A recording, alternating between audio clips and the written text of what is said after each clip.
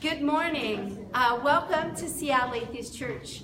Atheist, agnostic, skeptic, whatever you like to call yourself, you are welcome here. At Seattle Atheist Church, we call ourselves an atheist church because you will never hear anything supernatural promoted from the podium.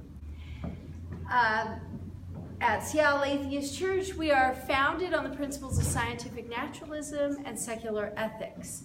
Truth claims are attempted here, and we stand ready to revise our thinking in light of new information. We attempt to be excellent to all conscious beings, and we believe in good because good works in non-mysterious ways. So the way it works here is the members themselves give the talks, and then after the talk we have a discussion. The discussion is an opportunity to make sure you understand the arguments being made and to clarify your own thinking, looking for fallacies in thinking and whatever, and stand ready to think more clearly in order to live our best lives. So without further ado, I will welcome Tyrell up for his talk. Thanks very much.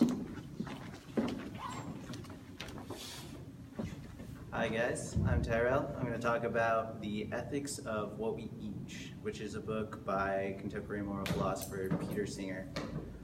When we think about ethics, food is probably not the first thing that comes to mind. We might think of stealing or cheating. Some people think of medicine and bioethics. Food is an important ethical issue though. Nothing has changed the land surface of this planet as much as the way we produce our food. It affects everything from climate change to the global poor and tens of billions of animals each year. So where do our food ethics come from? We can go back to the birthplace of moral philosophy in ancient Greece and see Aristotle said it's this natural hierarchy where lower forms of life exist to serve higher forms of life. So plants exist to serve animals, animals exist to serve humans, etc. He also used this theory to justify slavery and sexism, so it's a little morally suspect. Then the Christian God showed up, and in the 13th century, Thomas Aquinas said, God made animals for humans, so we can do whatever we want with them. But I don't think that's going to be the most convincing argument here. A few centuries later, Immanuel Kant, a famous ethicist, said self-consciousness is what counts, and animals aren't conscious, so they're just a means to an end. However, it's 2017, for better or worse, and we now know that animals are in fact conscious. Now we commonly believe that we have at least some obligation to how we treat animals. We say it's wrong to cause pain without a good reason for doing so. So if I just stepped out of this podium and started stomping on a cat, you would all feel morally repulsed. We're in Seattle, maybe worse if it was a dog, I don't know, but we think it's wrong to cause pain without a very good reason. So in The Ethics of What We Eat, Peter Singer makes two claims. First off, animals suffer in modern food production, and two, the taste, the pleasure we get from the taste of animals is not enough to justify the suffering that they endure. A key point to make is that we can now nourish ourselves in other ways. I myself am vegan and I haven't eaten meat in years. I'm also very healthy, and study after study after study is telling us that yes, you can eat healthily without eating animals, and often more healthily than if you were eating animals. If you don't believe me, try it yourself. Or if you do, try it anyway. So once we've stepped aside from health, we're left with the pleasure we get from taste. And Peter Singer argues that taste is not good enough to justify the suffering that animals endure. If you compare this to something like dogfighting, for example, that's something that people get lots of pleasure from, some people, I guess. And there was a huge moral outcry when Michael Vick was famously charged years ago. So the animals in dogfighting endure pain that is probably more acute in many instances than animals in modern food production. However, the lifetime of suffering of animals in food production greatly outweighs the amount of suffering that animals in dog fights endure. So this is a moral inconsistency in many ways that the typical American thinks. The truth is, 99% of animals in our country on farms are in what's called factory farms. And most people kind of have an idea of what a factory farm is, but most animal scientists believe that if people knew actually what was going on in factory farms, they would seriously reconsider eating animals every day or every week. So let's do it. Chickens. So chickens are thrown into sheds. These are kind of like hangars. They're really big sheds, and there will be about 20,000 birds in one. This makes it literally like a sea of feathers. If you were to look into it, there's a carpet of chickens covering the ground. So they don't have a lot of room to move around. If you were to walk into one of these, the first thing you would notice is your eyes would be stinging and your lungs would start burning. That's because the air is full of ammonia. The shed is full of droppings not only from the chickens that are in there currently, but flocks of birds before. So these sheds might be cleaned out maybe once a year if the chickens are lucky. And you can imagine it's not a very pleasant way to spend your existence. Another thing that we've done with chickens is with them, as much as with most animals, we've bred them to get big as fast as possible. So nowadays, we've got it down to 42 days from hatching to chickens are at market weight, the weight that we slaughter and send them to supermarkets at. So one of the consequences of this breeding is that these chickens they're babies. Their bones are not mature enough often to hold the additional weight that they're putting on. And what will happen is they'll just simply collapse. Their legs will collapse, and once that happens, they're just not going to move for the rest of their lives. Obviously, when we've got 20,000 birds in a cage, the birds aren't going to get any kind of individual attention. So once the chicken's legs collapse, it's not going to be able to get to the food and water that's being dropped through the pipes that run through, and it'll soon die of thirst or hunger. So you'll find dead chickens throughout these sheds typically. The egg layers don't have it much better. These hens are shoved into wire cages, and these are cages that are small enough that one bird couldn't fully stretch their wings, and we're often going to shove 4, 5, or 6 hens into these cages. If we were observing birds on an average farm, the birds would ideally recognize the more aggressive birds and try and stay away from them. Obviously, that's not possible at all in these wire cages. And one of the consequences of that is the birds will often peck each other. Our solution to this was cutting off the beaks of the birds with a hot knife. Now, the beak of a chicken is not like our fingernail. They have a lot of nerves in their beak. It's how they interact with the environment and detect food, and the result of having a bunch of nerves in an area means that it's going to be incredibly painful when their beaks are chopped off and no anesthetic is given to them before this mutilation. Pigs. Pigs are as intelligent and sensitive as dogs, so keep that in mind as we go through this part. So what we do is, with pregnant sows, we put them in what's called gestation crates, and these gestation crates are about the size of a pig, a little bigger. So the sow can move forward 1 step, backward 1 step. She can't turn. All she can do is really sit, stand, lie back down again. So we do this to save room. Another thing that we do is we put them on concrete with no straw or bedding of any sort, so they can't build a nest when they're going to give birth. And the reasoning for this is it's just more manageable. So we can just hose off feces and urine from the concrete when it's time to clean it. This leaves traces of ammonia here as well, so The vast majority of pigs at the time of slaughter have pneumonia, so there's obviously health issues there. The sows don't have any way to build a nest when they give birth, and the theme of the sort of instincts of animals being stifled is just a common one within factory farming. So these cows are literally just breeding machines. They give birth, we take their piglets away as soon as possible, we get them pregnant again, and the cycle continues. So not a very pleasant way to live. In the wild or in an actual like organic farm, the pigs would be caring for their young, they would lick them and touch them and gather them around, and none of those things are possible in conventional factory farming. So cattle. The cattle spend the last 6 months of their life on feedlots, on bare dirt.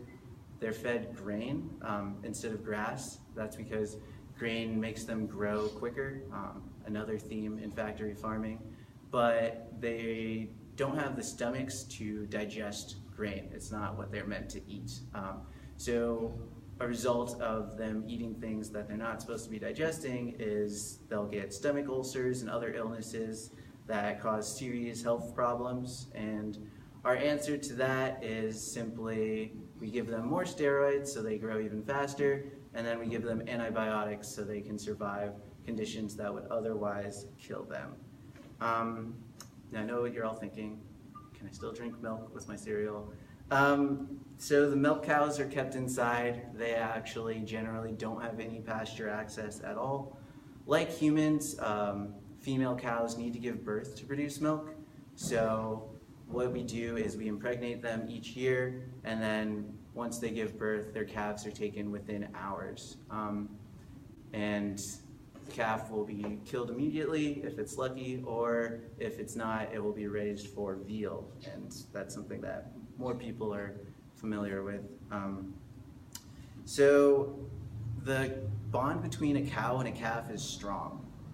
Once the cow loses her calf, she will call for them for days to come, for a calf that won't come back. And the general theme within all of factory farming is you have to value profit and economics above the well-being of animals in all cases.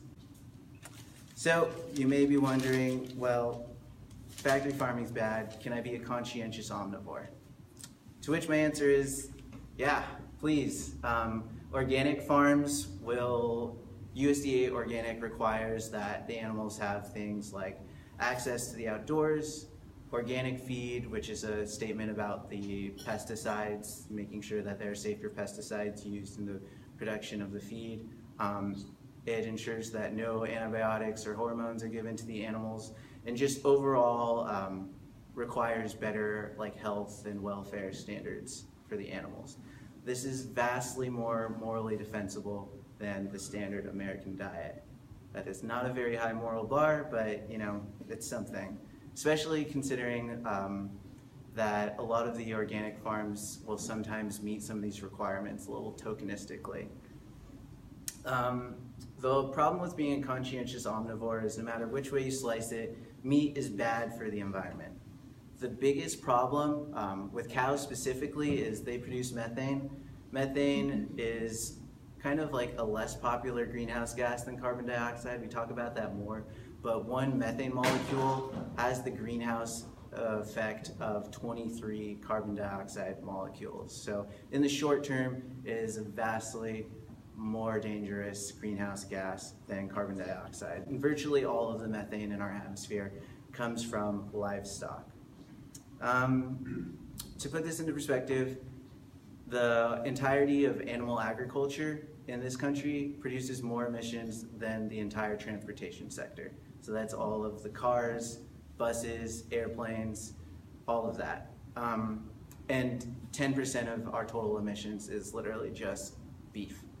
So it's pretty dangerous. To put that into comparison with other diet options, if you were to eat local, which local is a good food choice, it supports local farmers, it cuts food miles that can sometimes be thousands of miles per meal into a much smaller range.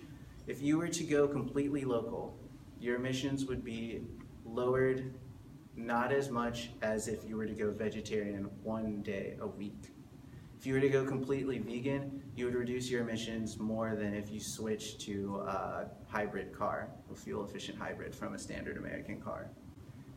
This is just the tip of the rapidly melting iceberg. Eating meat is one of the most inefficient uses of resources on the planet in so many more ways. In our country, 47% of land is used for agriculture. Of that 47%, 70% is just to produce feed for cattle. The things that we eat, like fruits, nuts, and vegetables, that's 1%. This is partly because just basic physics. It takes 6 pounds of feed protein to produce 1 pound of meat protein. If you think about it, you have to use energy just for the animals to keep their bodies warm. They have to use energy to grow bones and organs. So obviously, whatever you put in, as soon as you give feed to cattle, you're losing the vast majority of the food value of that feed every single time. This affects the global poor because the more feed that we produce, the more grain we produce, and the more grain that we use, I should say, increases the prices of that grain globally. And then it goes on to other things. Water, for instance. Agriculture uses over 80% of the water, the total fresh water consumption in the US. This is mostly to produce feed for animals. Some stats: it takes 2,500 gallons of water to produce 1 pound of meat. Eggs, 1 pound of eggs is 500 gallons of water, 1 pound of cheese is 900 gallons, and 1 pound of milk is 1,000 gallons. Waste, animals produce 130 times the amount of waste as humans in this country. So these will often be like collecting in big lagoons, which is basically like cesspools of animal feces and waste and farms. And in extreme weather events, these will often get polluted into other like rivers and streams and the aquifers nearby. Animal agriculture is the leading cause of species extinction, water pollution, ocean dead zones, rainforest deforestation, habitat destruction, and the list goes on and on. I could literally talk here all night about the environmental impacts of eating animals. One of the tricky things about these issues is we're separated spatially and temporally from the consequences of them, the worst consequences at least. You and I are rich enough that we probably won't experience the worst that climate change has to offer. We won't know what it's like to be a rural farmer in India who loses all of our crops to an extreme weather event. We won't know what it's like to depend on fisheries for the protein that we need to survive and lose those fisheries as a result of coral bleaching. All coral reefs will be gone soon, and the billion people who depend on them will have a seriously tougher time getting the protein that they need to nourish themselves. You and I have no idea what climate change feels like. The global poor do. They know what it feels like in Kedarnath, India, where thousands died a few years ago in the most extreme flood that they've ever had. They know what it feels like in the small Pacific islands of Kiribati, where even the most conservative climate projections say their whole entire country is going to be underwater within a few decades. With climate change, disease rates are rising. The refugees from climate change will be in the millions, and wars will be fought over resources that you and I take for granted, like food and water. And those who suffer the most from these consequences are the people who contributed the least to climate change. UNICEF estimates that 12 children in extreme poverty die every minute of every day. That's dozens of children by the time I finish this speech. They die because they don't have access to enough clean water to drink or to sanitize themselves. They die because of preventable illnesses like malaria. They die because they don't have enough to eat. And there are other factors contributing to all of these, but everything I just mentioned is intensified and amplified by our consumption of animals. I was at a dinner party a while back. As you can imagine, I get invited to lots. And you can only decline so much food before someone asks, and I have to admit, yeah, I don't eat meat. So they obviously ask, okay, do you eat fish? And I say no, and one person eventually said, well, you're just one person. What does it matter? You're not going to make a difference. It doesn't mean anything. And I actually get that pretty often, but I think there's more to it than that.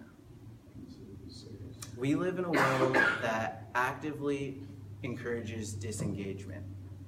We have a lot of obstacles that prevent us in many ways from making the world a better place. This attitude that one person can't count and that one person can't make a difference comes at an extremely high price. As long as we believe that the vast majority of people don't care and are selfish and apathetic, it'll be impossible to make real moral change in any of these issues. But I'm not convinced. The very definition of humanity includes words like kindness, benevolence, love, and compassion. But the things that we're doing are affecting the lives and livelihoods of people all over the world, human and also non-human sentient beings. And I believe that we have to do whatever we can to help. And it starts with what you eat. Thank you.